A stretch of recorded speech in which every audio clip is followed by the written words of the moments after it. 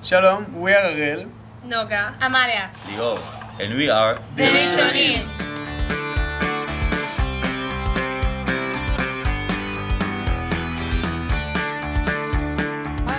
We feel that bringing Israel to the United States has to be personal. And the concept of bringing young kids, that they can come here and get to know American Jews and teach us a little bit about what it's really like to be an Israeli today, is so important. We had Rishonim at Goldach Academy since the beginning of the program, and from year to year we see the value of the program, we see how connected the kids are to them, what Israel they bring to our schools, and they touch the lives of so many of our kids and faculty. אני אוהבת את הראשונים כי כשאנחנו לומדים אנחנו גם שמחים. And this is the Judean desert, which is very close to Jerusalem.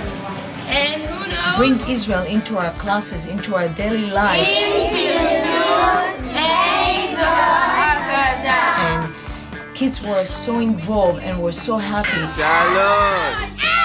I honestly say that without the Rishonim I would have no understanding of Israeli politics, but I've learned so much this year and I understand all the different political parties and how they work and how election works, so thank you Rishonim. The Rishonim are the engine behind all of our activity in Shevet Arava, which is part of the Israeli Scouts. They're instilling all the values to our young leaders so they can pass them on to the younger generation. But the truth of the matter is, in what a Rishon can accomplish in 1 year with a group of kids, it would take me 13 years of education to give them. They are sophisticated, they're caring, they know how to teach. It's an amazing thing. They get up there and work with our kids. They are showing them concepts about Israel. They're prepared. So, Tel Aviv, what is your answer? Every year we're so excited to meet the new ones. Why do you choose to host a Rishon?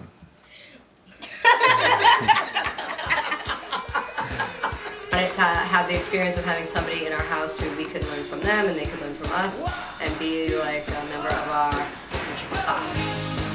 Yeah, having Lior come to shul with us created a real presence of Israel in our area. Well, for me, I know having Rishonim. First of all, I helped my Hebrew. When he lived with us, he did a new Hebrew word for every day, like according to what happened. We were koach gadol sheli. I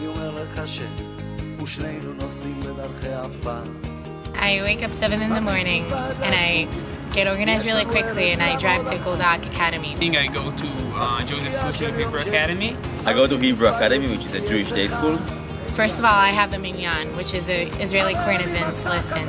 We talk about the things that happen. We talk about different conflicts. I had one class in middle school. There we all dressed up like soldiers of the IDF, and we did basic training, and they called me Hamifakedet. It was really cool.